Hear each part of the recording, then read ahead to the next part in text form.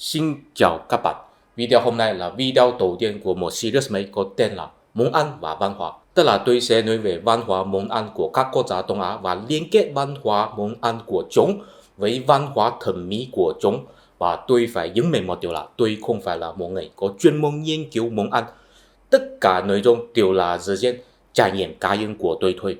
Tôi chỉ là đưa ra quan điểm cá nhân của tôi để các bạn thấy vui thôi. Tôi chỉ là muốn kiếm tiền thôi.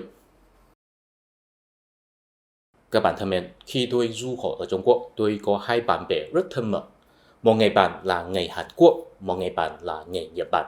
Có một lần bọn tôi trò chuyện, bạn Hàn Quốc đó có đưa ra một lý luận để giải thích sự khác biệt giữa món ăn Trung Hoa, món ăn Hàn Quốc và món ăn Nhật Bản. Và tôi thấy lý luận của bạn ấy rất hợp lý. Bây giờ tôi chia sẻ cho các bạn. Bạn ấy nói rằng món ăn Trung Hoa là quy trọng kỹ năng dùng lờ, món ăn Hàn Quốc là quy trọng kỹ năng dùng tay, món ăn Nhật Bản là quy trọng kỹ năng dùng dao. Món ăn Nhật Bản là quy trọng kỹ năng dùng dao. Điều đó tôi có thể hiểu biết. Tại vì khi đi ăn món ăn Nhật Bản là luôn luôn đi ăn sashimi. Và kỹ năng làm sashimi quan trọng nhất là cắt sashimi. Phải biết cắt thịt cá như thế nào để vừa kích cỡ và vừa độ dài. Dao rất quan trọng. Món ăn Trung Hoa là quy trọng kỹ năng dùng lỡ. Điều đó tôi cũng có thể đoán được. Ý nên là có nhiều món ăn Trung Hoa là dùng két xào trên chảo. Và xào đồ ăn trên chảo, quan trọng nhất là lửa phải lớn. Nếu không lớn thì gia vị không thể thâm nhập. Và cũng phải biết kiểm soát lửa. Nếu quá lớn quá mềm thì sẽ làm đồ ăn bị cháy. Lửa rất quan trọng. Thì món ăn Hàn Quốc thì sao? Tại sao có liên quan đến kỹ năng dùng tay? Bạn Hàn Quốc đó có giải thích cho tôi. Hóa ra trong tiếng Hàn có một cụm từ gọi là vị tay, tức là hương vị của tay. Tiếng Hàn gọi là sông mặn. Tôi tin rằng các bạn đều biết người Hàn Quốc rất thích ăn kimchi. Và khi chế biến kimchi phải dùng tay để làm gia vị ấp vào rau. Cách dùng tay ấp rau của mỗi người là có khác biệt. Cho nên mỗi cái kimchi đều có khác biệt. Khác biệt là vì vị tay có khác biệt, sông mặn có khác biệt. Tôi thấy lý luận này rất hợp lý. Cho nên khi tôi nhìn thấy các loại văn hóa của Trung Hoa, Nhật Bản và Hàn Quốc, tôi luôn luôn nghĩ tới lý luận này và quan sát có khả năng hay không là món ăn của chúng có thể phản ứng văn hóa quốc gia của chúng. Đến bây giờ đã trải qua nhiều năm rồi, tôi có một chút tự tin rằng hình như tôi đã có tìm thấy một số sự liên quan giữa món ăn và văn hóa của chúng. Và trong series này tôi sẽ miễn phí chia sẻ cho các bạn nhé. Nếu các bạn cảm thấy thú vị, tôi luôn luôn hoan nghênh các bạn donate cho tôi. Cảm ơn các bạn. Nhưng mà nội dung tiếp theo của video hôm nay tôi sẽ không tiếp tục nói về Trung Hoa, Nhật Bản và Hàn Quốc. Tại vì tôi muốn dành cho video tiếp theo một video tập trung nói về một quốc gia. Ok, chúng ta đã biết đặc sắc của món ăn Trung Hoa, Nhật Bản và Hàn Quốc. Nếu các bạn giống với tôi cũng đồng ý với lý luận của bạn Hàn Quốc đó, thì chắc chắn muốn hỏi rằng thế đặc sắc của món ăn Việt Nam là gì? Các bạn thân mến, các bạn có biết không? Sự chế biến đồ ăn chủ yếu có 4 biện pháp. 1. Thay đổi nhiệt độ, tức là dùng lửa và đông lạnh. 2. Lên men. 3. Làm gia vị. 4. Thay đổi hình dạng và kích cỡ, ví dụ cắt và xay, vân vân. Rất là tình cờ trong 4 biện pháp này, món ăn Trung Hoa, Hàn Quốc và Nhật Bản đều đối ứng với một biện pháp khác biệt riêng. Món ăn Trung Hoa là quy trọng kỹ năng dùng lửa để xào trên chảo, đối ứng với biện pháp thay đổi nhiệt độ. Món ăn Hàn Quốc là quy trọng kỹ năng dùng tay để ấp kimchi, đối ứng với biện pháp lên men. Món ăn Nhật Bản là quy trọng kỹ năng dùng dao để cắt sashimi, đối ứng với biện pháp thay đổi hình dạng và kích cỡ. Thế so sánh với Trung Hoa, Nhật Bản và Hàn Quốc, món ăn Việt Nam có gì đặc biệt là đối ứng với biện pháp nào? Rất là tình cờ đối với tôi, món ăn Việt Nam rất quy trọng dùng nước mắm, đó là đối ứng với biện pháp làm gia vị. Tôi tin rằng các bạn đều đã biết rằng đối với nhiều người nước ngoài, món ăn Việt Nam ấn tượng nhất là quẩy cuốn, hay nói rộng hơn là tổ cuốn. Tất nhiên trong món ăn Trung Hoa cũng có món ăn tương tự nhưng thông thường sẽ lấy đi rán. Cho nên trong tiếng Anh có Chinese Spring Roll, cũng có Vietnamese Spring Roll. Chinese Spring Roll là có lấy đi rán, nhưng Vietnamese Spring Roll là không có. Chinese Spring Roll là có lấy đi rán, tất nhiên phải quy trọng kỹ năng dùng lửa. Nếu rán rồi không dùng thì không ngon. Đó là phù hợp với đặc trưng của món ăn Trung Hoa. Tổ cuốn Việt Nam thì không có lấy đi rán. Thế kỹ năng dùng lửa không phải là yếu tố quan trọng nhất. Theo tôi, yếu tố quan trọng nhất là làm nước chấm. Nước chấm đơn giản nhất cho tổ cuốn có yêu cầu từng nước mắm, nước lọc và nước cốt chanh. Sau đó có thể trực tiếp dùng muỗng khuấy đều để hỗn hợp tăng ra. Đối với tôi, Cách làm nước chấm nhé nhưng rất đơn giản, tại vì chỉ là trực tiếp dùng muỗng khuấy đều thôi, không cần đi nấu một cách đặc biệt nữa. Nhưng khi làm thì rất khó, tại vì tỷ lệ của các nguyên liệu rất khó có thể nắm bắt rất chuẩn. Còn có một điều là tại vì khi chế biến đồ cuốn có thể có nhiều sự thay đổi của nguyên liệu. Ví dụ có một số ngày thích đặt nhiều tôm hơn, một số ngày thích đặt thịt bò, một số ngày không ăn thịt heo, một số ngày nhất định phải đặt trứng. Chính là vì những nguyên liệu bị cuốn có sự thay đổi, cho nên tỷ lệ mà chế biến nước chấm cũng có sự thay đổi. Đối với tôi, đồ cuốn ngon nhất là nước chấm của nó có thể rất thích hợp với những nguyên liệu bị cuốn để cho ăn. Chính vì vậy, tôi mới thấy so sánh với món ăn Trung Hoa, Nhật Bản và Hàn Quốc, sự làm gia vị là đặc trưng của món ăn Việt Nam. Tất nhiên tôi không phải là chỉ có nhìn thấy đồ cuốn mới có ý tưởng này, tôi cũng có so sánh với món ăn Trung Hoa. Các bạn thân mến, đối với tôi, thói quen thức ăn của Việt Nam có một điều rất khác biệt với thói quen thức ăn của Trung Hoa. Nhưng hình như điều đó không có nhiều người có phát hiện.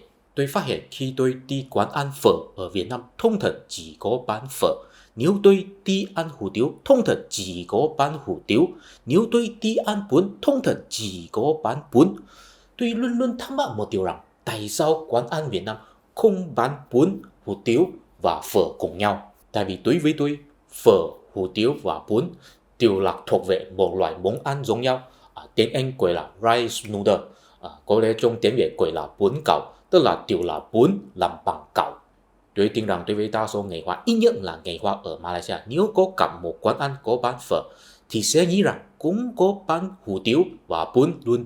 Tại vì ở Malaysia có nhiều quán ăn đều là vậy. Thông thường ông chủ sẽ hỏi người khách rằng bạn muốn ăn cái gì, có hủ tiếu, có phở, có bún, thậm chí có mì luôn. Tại vì ở Malaysia một loại nước dùng có thể ăn với các loại bún. Các quán ăn là có khác biệt là vì mỗi quán ăn riêng có bán một loại nước dùng khác biệt riêng, không phải là có bán một loại bún cảo khác biệt riêng.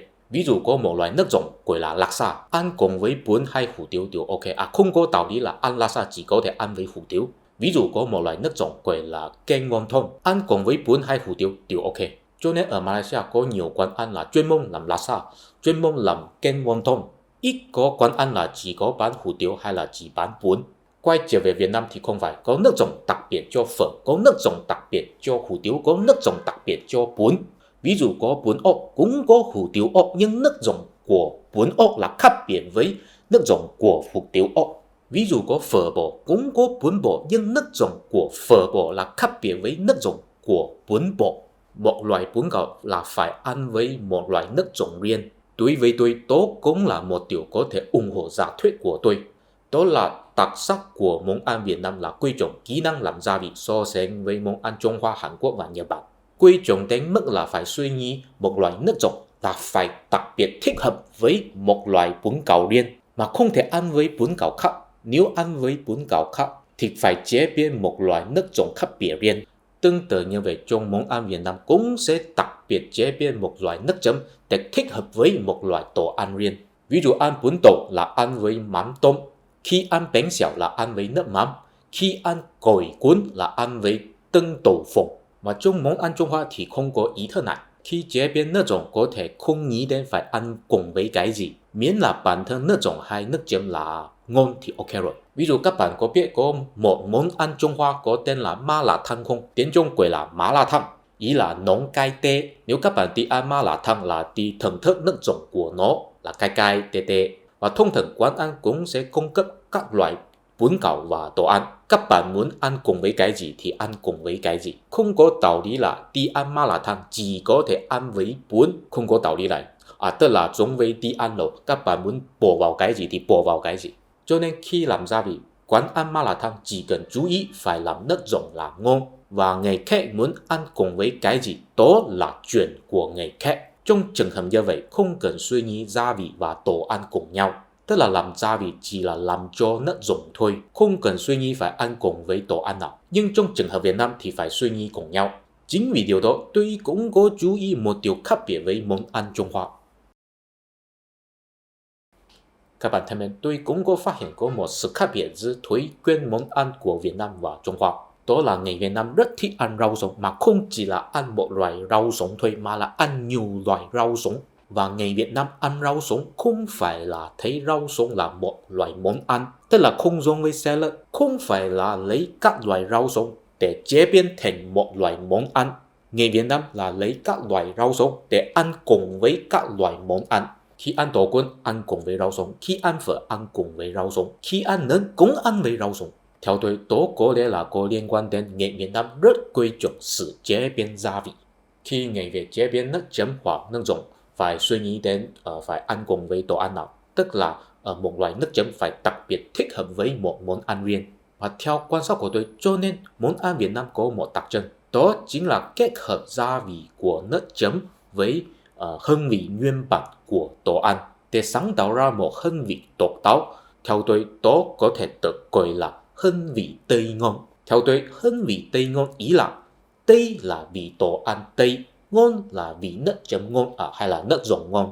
Chúng ta lấy đồ cuốn làm ví dụ. Khi chế biến đồ cuốn có thể phân ra hai bộ phận. Khi chế biến đồ ăn không cần làm gia vị nhiều lắm, chỉ là đảm bảo đồ ăn là Tây. Còn khi chế biến nước chấm mới làm gia vị.